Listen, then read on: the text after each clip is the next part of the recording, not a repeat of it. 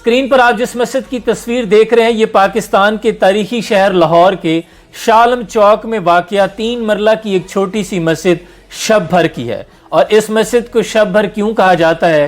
کیونکہ مسلمانوں نے اس مسجد کو ایک رات میں تعمیر کر لیا تھا۔ یقیناً انسانی دماغ اس کو تسلیم کرنے سے قاصر ہے، لیکن تاریخ بتاتی ہے کہ یہ پاکستان بننے سے پہلے 1917 کی بات ہے کہ جب اس علاقے سے ایک مسلمان مسافر کا گزر ہوا، اس نے اسی مقام پر اپنی نماز ادا کی۔ چونکہ اس علاقے میں تب ہندوؤں کی اکثریت پائی جاتی تھی، تو ہندوؤں نے اس بات پر مسلمانوں سے ہنگامہ آرائی شروع کر دی۔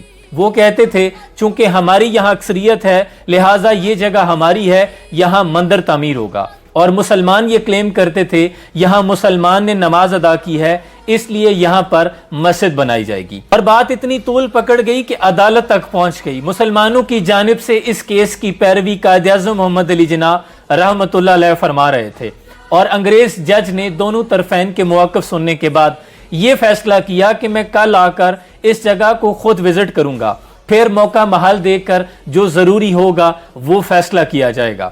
اس پر قائد اعظم محمد علی جناح نے لوگوں سے کہا چونکہ اب اس وقت یہ قانون ہے کہ کسی بھی مذہب کی عبادت گاہ کو نقصان نہیں پہنچایا جاتا، خواہ کسی کی مسجد ہو خواہ کسی کا مندر ہو، جو کچھ بھی ہوگا کسی بھی عبادت گاہ کو مسمار نہیں کیا جائے گا۔ تو قائد اعظم محمد علی جناح نے مسلمانوں سے یہ کہا کہ اگر رات بھر میں مسلمان یہاں مسجد تعمیر کر دیں تو صبح فیصلہ مسلمانوں کے حق میں ہو جائے گا، ورنہ جج مجھے متعصب نظر آ رہا ہے، یقیناً وہ ہندوؤں کے حق میں فیصلہ سنا دے گا۔ اب بات چونکہ مسلمانوں کی حمیت اور غیرت پر آ گئی، چنانچہ تمام مسلمانوں نے مشہور نامی گرامی گاما پہلوان کی قیادت میں یہاں مسجد تعمیر کرنے کا فیصلہ کر لیا۔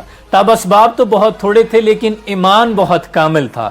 جنگ لازم ہو تو لشکر نہیں دیکھے جاتے، اور کافر ہے تو شمشیر پہ کرتا ہے بھروسہ، مومن ہے تو بے تیغ بھی لڑتا ہے سپاہی۔ چنانچہ اعلان کروا دیا گیا۔ قرب و جواہر کے تمام لوگوں نے ان کے پاس جو کچھ تھا مسجد کی تعمیر کے لیے وقف کر دیا۔ تمام لوگ رضاکارانہ طور پر مستری، مزدور، ترخان، لوہار، جس کے پاس الغرض جو کچھ تھا اس نے مسجد کے لیے پیش کر دیا۔ یہاں تک کہ خواتین نے اپنا سونا چاندی جو کچھ بھی زیورات میں تھا وہ بھی وقف کر دیا، اور ساری رات بچے اور خواتین مسجد کی تعمیر کے لیے سروں پر پانی بھر کر لاتے رہے، اور یوں مسلمانوں نے پوری رات محنت کر کے نماز فجر تک یہاں مسجد تعمیر کر لی تھی۔ قربان جاؤں، یہ ہوا کرتا تھا مسلمانوں کے ایمان کا معیار۔ وہ بھی دن تھے یہی مائع رانائی تھا، نازش موسم و گل لالا و صحرائی تھا، جو مسلمان تھا اللہ کا سودائی تھا۔ اگلے روز پھر جب جج آیا اس نے آ کر اس جگہ کا وزٹ کیا تو مسلمان صفیں بچھائے اپنی عبادت میں مشغول تھے۔ اسے بامر مجبوری فیصلہ مسلمانوں کے حق میں دینا پڑا، اور اس روز اس مسجد کا نام شب بھر مسجد رکھا گیا کیونکہ اسے رات کی تاریکی میں تعمیر کر لیا تھا۔ 3 روز بعد جب علامہ اقبال کو خبر ہوئی تو آپ نے اس مسجد کا وزٹ کیا اور یہیں پہ کھڑے ہو کر اپنا تاریخی شعر لکھا کہ مسجد تو بنا دی شب بھر میں ایمان کی حرارت والوں نے، من اپنا پرانا پاپی تھا برسوں میں نمازی بن نہ سکا۔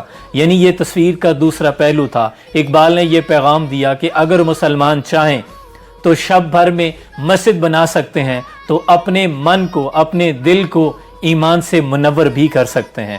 اے مسلمانوں، تمہارا معیار بہت بلند تھا۔ اللہ کریم سے دعا ہے اللہ مسلمانوں کو وہی ایمان، وہی کھویا ہوا وقار دوبارہ عطا کر دے۔ سلام پہنچے۔